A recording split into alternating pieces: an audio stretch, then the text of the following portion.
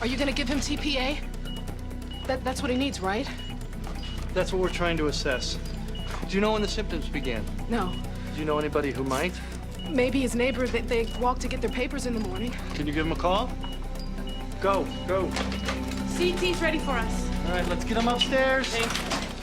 Mark, this is what I was afraid of with the stroke team. People have heard there's a miracle cure. They don't understand the risks. I understand the risks.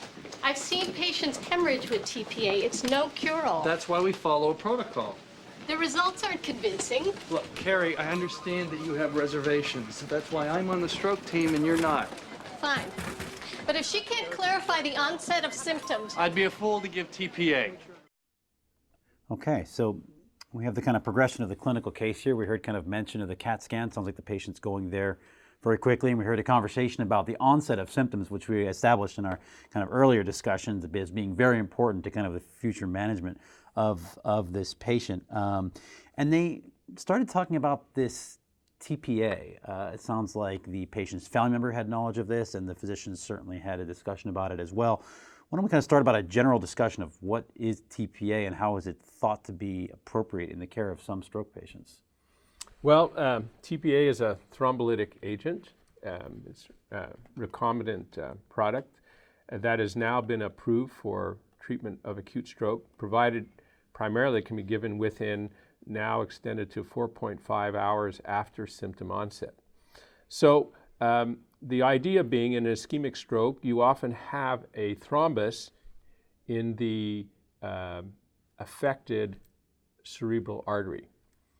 And the idea is that if you can dissolve that blood clot and restore blood flow to the affected area, then the neurological deficit will improve. Sure. Now, just like with myocardial infarction, you can't do anything for already infarcted or dead neurons. That's gone. But the reality is in a stroke, you have a central area of infarcted neurons. Those you can't do anything about. But you have an area around it called the penumbra, which is an area of ischemia that could be theoretically salvaged if there was restoration of perfusion. So the idea being with a thrombolytic agent is to dissolve the thrombus and restore blood flow and therefore minimize or reduce the size of the stroke, thereby improving the neurological deficit. That's the theory. Sounds great. It seems this seems like the kind of cure for stroke, but yet in this conversation, there was definitely some debate and controversy between the two providers, with one of the providers being very concerned about the administration of this medication in patients. So what is that all about? What are some of the contraindications to the administration of TPA, particularly in this setting? Right. Well, the debate that's being held there between the two providers has been ongoing for quite a while and relates to the fact that the original studies involved relatively small numbers of patients compared to the myocardial infarction literature, and concerns about how effective the treatment really was. So the notion is, of course, if you can restore blood flow, as I explained, you reduce the stroke. That'd be a positive, that'd be a benefit, provided it be given in an early time frame before all the neurons in the area have infarcted. On the other hand, it's a thrombolytic agent. It dissolves blood clots everywhere and leads to essentially a diffuse coagulopathy because it's given systemically. So the major problem, of course, is that you're at risk of hemorrhage when you give this agent. And in particular, because the blood-brain barrier is already kind of damaged in the setting of a stroke, you can get intracranial bleeding. And when you get bleeding with a thrombolytic agent, the bleeding is substantial. And so the risk is that you can then get a severe intracranial hemorrhage, which either kills the patient or gives them a neurological deficit far worse than the original stroke would have given. And that's the debate. And there is a protocol. The examiner there pointed out that there is a protocol, and there's a lot of relative and absolute contraindications as to how to administer this particular medication. in order to minimize the risk of bleeding and minimize the risk of developing an intracranial hemorrhage, and yet provide optimal benefit. And we can discuss this. I'm sure that they're going to review this as we go through this, but it's important to differentiate the two. Sure. So it sounds like this kind of ties into some of the earlier stuff we were talking about. So when we, in the earlier clip, we saw that the provider was very interested to determine how long the patient had been this way, essentially how long they had had these symptoms, which kind of fits into what you mentioned about the time frame for the administration of TPA, being that there is a short, small window, and outside that window, the administration is not only inappropriate but potentially dangerous. Is that correct? That's absolutely correct. And so the first indication is, one, to confirm that you have an ischemic stroke, i.e. no hemorrhage on the CT scan whatsoever. And secondly, that you're in the time window where the benefit, i.e. dissolving that clot and reversing any ischemic tissue, can occur. And that has now just been extended to 4.5 hours from symptom onset. But many times you can't ascertain, as the scene unfolded here, it's unclear when the patient was last seen to be well. And so as the doctor was asking the patient's daughter to ascertain from witnesses, neighbors, other perhaps family members, to ascertain when the patient was last seen well. Because if you can't ascertain that, then you really can't provide this treatment because it will be outside the treatment protocol. Sure. So it sounds like the main issue with TPA then is that it causes bleeding, both in the bed of the stroke as well as elsewhere. What kinds of the list of contraindications obviously is quite long and detailed, but in general, what kinds of conditions or recent history would lead you to not want to administer TPA in a patient that you had coming in with these symptoms? Well, the list of contraindications is generally related to risk of hemorrhage. So, for example, a recent trauma, a recent major surgery, recent or previous history of a CNS tumor because the blood supply is very fragile, a recent intracranial hemorrhage or prior stroke is a contraindication. Patients who have a coagulopathy or are on anticoagulant therapy that cannot be readily reversed are also at risk. Patients at risk for GI hemorrhage, genital urinary hemorrhage, patients who have a low platelet count. The list is quite extensive. Other contraindications include, for example, a seizure. If the patient has had a seizure and the neurological deficit is felt to be just related to the seizure, then also TPA would be contraindication. And the next thing is, if the stroke is especially bad, i.e. a very high NIH stroke score, like we're talking above 20, or patients who have evidence of a large non-hemorrhagic infarction involving multiple lobes of the brain on the CT scan, i.e. a very large stroke, those are also very high-risk hemorrhage, and there'd be a relative contraindication to using TPA in that setting. Okay, so as you said, it sounds like anything that may potentially put this patient at higher risk of bleeding, it could potentially make the administration of TPA more harmful than beneficial. All right. So as a result, when you look at this, patients who are having an ischemic stroke, many of them don't present to the hospital in a time frame that would be beneficial. So that's one major problem. And the next thing is many patients have pre-existing conditions that contraindicate. So the result is that TPA cannot be provided to the majority of patients with stroke. It's really only a small minority of patients who are potentially eligible for treatment. So it sounds like patient education is a key component of this, alerting patients that what are stroke symptoms, and then should they sustain or suffer from any of these symptoms, to immediately seek care for assessment. Very interesting conversation. I'm sure there's going to be a lot more discussion about TPA going forward, both in the general medical literature and in emergency medicine. So when we go ahead and take a look at the next clip. The CT confirmed an ischemic stroke, and Graham's neighbor was able to verify that he had no symptoms 2 hours ago, so he's easily within the 180-minute range. Mark, If you're looking for my blessing on this, forget it. Actually, I was hoping that you could talk to Olvis. She's already heard from the neurologist and from me that we think her grandfather is a candidate for TPA. I'd like her to hear about the risks from you. Why? I happen to believe that he'll respond to thrombolysis. But if I'm wrong, he could die. She needs to hear that loud and clear. And you want me to tell her? Who better than a respected colleague who's on the other side of the fence? I suspect you won't soft pedal it. I won't. Mark, thank you.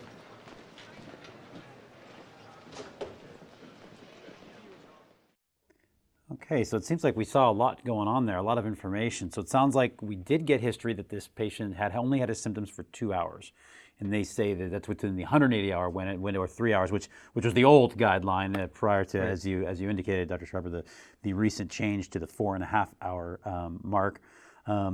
We then also heard continued discussion and debate and controversy about this treatment between these two physicians. And I think also something very, very important, which is not so much a technical medical issue, but the need that we really have informed conversations with our patients about the administration of potentially harmful treatments, such that the patients and their families can make informed decisions regarding what treatment they require. I think this is obviously a very important and fundamental, foundational component of our work, that these debates and controversies will always exist in medicine, and that we bring the patients on board to kind of make these decisions as a team.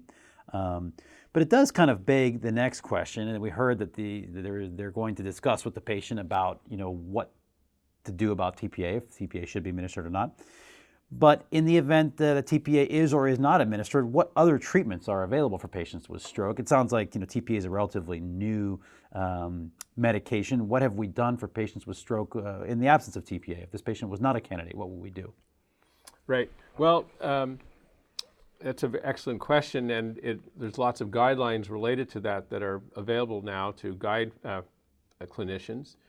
One of the things to start off right at the beginning, and might have perhaps gone by in the whirlwind of activity was going, that we noted that the first comment was, what was the blood pressure? And we noted the blood pressure was 185 over 110. So a blood pressure greater than 180 over 110 is a contraindication to TPA as well. And that's why the physician administered an antihypertensive agent, labetalol, in an effort to bring that blood pressure down. Because you cannot administer TPA unless the blood pressure can be treated and brought down below that level and then maintained throughout the therapeutic course. So what about blood pressure control when you're not giving TPA? Well, as you know, cerebral perfusion pressure is related to mean arterial pressure minus intracranial pressure. And in the setting of an acute stroke, generally intracranial pressure is elevated. So the general guideline for blood pressure control is what is called permissive hypertension. So if TPA is not going to be administered for other reasons, then we will tolerate blood pressures as high as 200, 220 over 110, 120, and not treat it. Because if you reduce the perfusion pressure to the infarcted or ischemic tissue, you will worsen the stroke. So the guideline for alternative treatment is permissive hypertension if you are not treating the patient with TPA. The next mainstay of treatment is aspirin, which is generally recommended for ischemic, i.e. non-hemorrhagic stroke, within 48 hours, or can be administered as soon as possible in the dose of 162 to 325 milligrams on a daily basis. There are indications and guidelines guiding other additional antiplatelet agents such as clopidogrel and dipyridamol, but that's beyond our discussion here today. The next most important thing is statins, and it's been shown that early treatment with a statin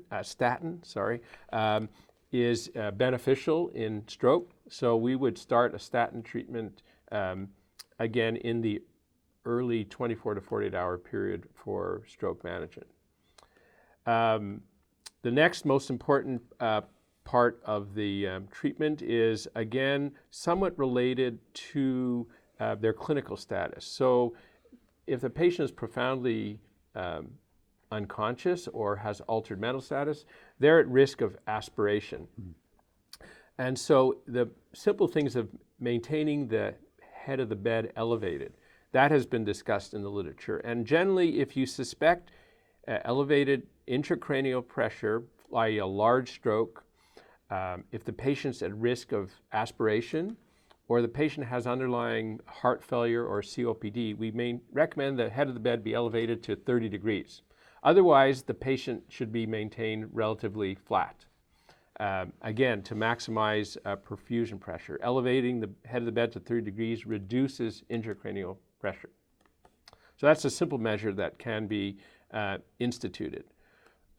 Other treatment modalities is many patients with stroke have diabetes, and we know that extremely elevated blood sugar is very bad for ischemic stroke and prognosis, and so we would recommend generally reasonably tight blood sugar control, and generally guidelines suggest treating if the blood sugar is greater than 180 milligrams per deciliter or 10 millimoles on the metric system.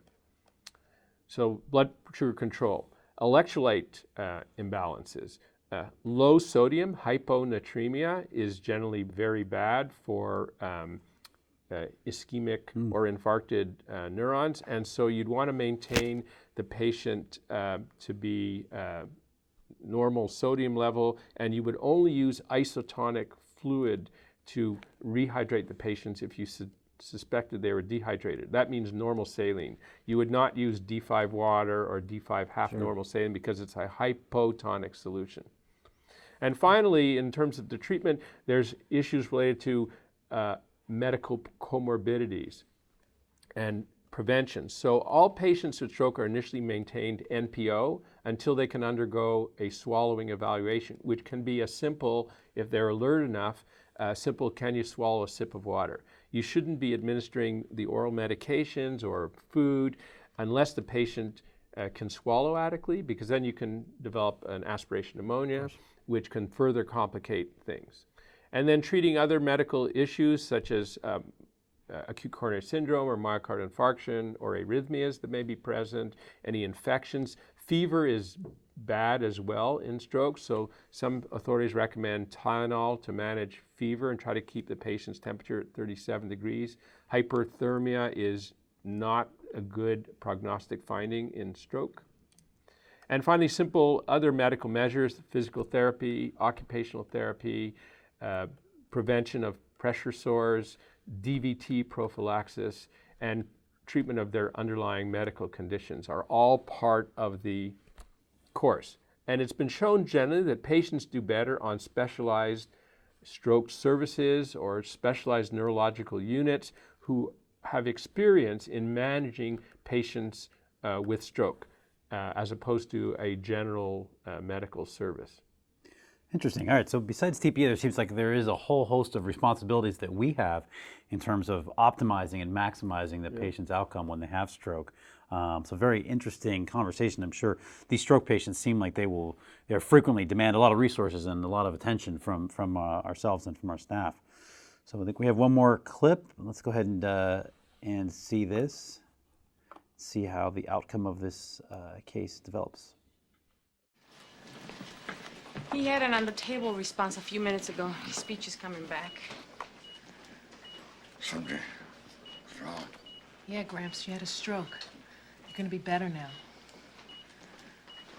I couldn't do that. He's being admitted upstairs. Guess Dr. Green made the right call. I want to thank him. I'll tell him for you. He'll be very pleased. Okay, so it seems like we witness here the patient at least using his left arm, which he wasn't able to do that before, and he's speaking coherently, which certainly he was not doing that before either, although it still seems like he's having a little bit of difficulty. So it seems like he has improved somewhat with the administration of TPA. We talked about all the other kind of treatments that this patient should now receive and the monitoring that he's going to require. There was reference made to the patient being admitted to the hospital, which brings us to our final question. What happens to these patients now? I mean, after they've been kind of treated for their stroke in the acute sense, there's mention here of admission. Are most of these patients admitted to the hospital? How are they dispositioned? Yeah, well, most patients with acute stroke are and should be admitted to the hospital. Generally, patients who have received thrombolytic therapy are generally admitted to the ICU. Again, to monitor closely their neurovital signs, their blood pressure, etc., because it requires close control, which is best accomplished in the ICU environment. For patients who don't receive TPA, who are otherwise stable, their blood pressure is okay, they're not having acute cardiac arrhythmia, there's no acute cardiac events, they could be admitted to hospital and they may not even need a monitored bed per se. It depends on their underlying neurological status. So the clinician has to make a decision whether the patient needs to go to the ICU. Certainly those who are critically ill with large strokes, large neurological deficits, significant altered level of consciousness, they may even have to been intubated for airway protection. And those who got TPA, those go to the ICU. Other patients can either go to a monitored or telemetry bed or just a regular bed to receive their ongoing treatment.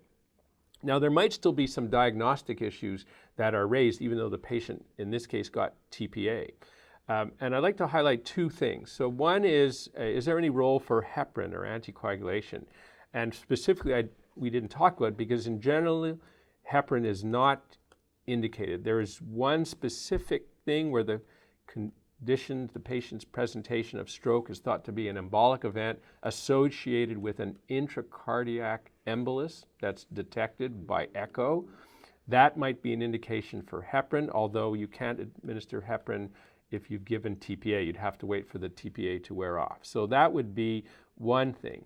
The other important thing is that young patients, and I want to emphasize this a little bit, patients who are 45 years and younger with an acute stroke, and yes, it does happen, the vast majority of those patients, the etiology of their stroke is not embolic or thrombotic. It's due to a carotid or vertebral-basilar artery dissection, which is treated differently.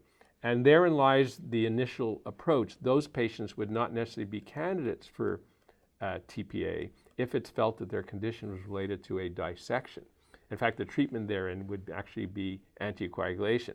So young patients, you have to consider whether they have a dissected artery, which mandates a different therapeutic pathway.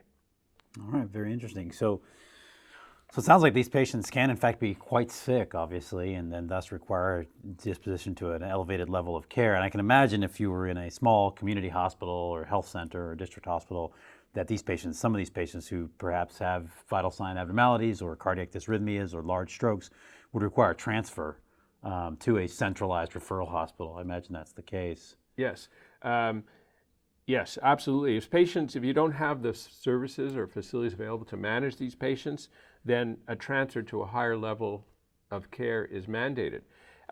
You can imagine a low resource setting where they don't even have a CT scan, where the diagnosis is even in doubt. You cannot administer TPA to patients without not only all those other contraindications and time intervals we talked about, but you have to have a CT scan or an MRI to ascertain critically if the patient has a hemorrhage. And if you're in a resource poor setting, you're really limited to basically fairly conservative management, aspirin, statins, and good bedside care. But again, that still might require transfer to a higher level of care at a central hospital.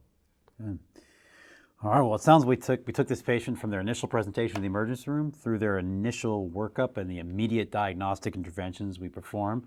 We discussed their physical examination and the important parts of that exam, the focused neurologic examination, as well as the other parts of the physical examination. We talked a lot about the head CT and its role in helping us treat and manage stroke patients.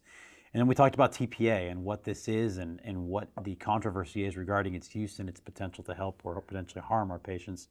And then lastly, we discussed other treatment that is really important for maximizing the outcome of our patients with ischemic stroke and improving their eventual functional outcome, and then of course their disposition. What happens to these patients? Where should we send them after we've kind of finished their emergency room management?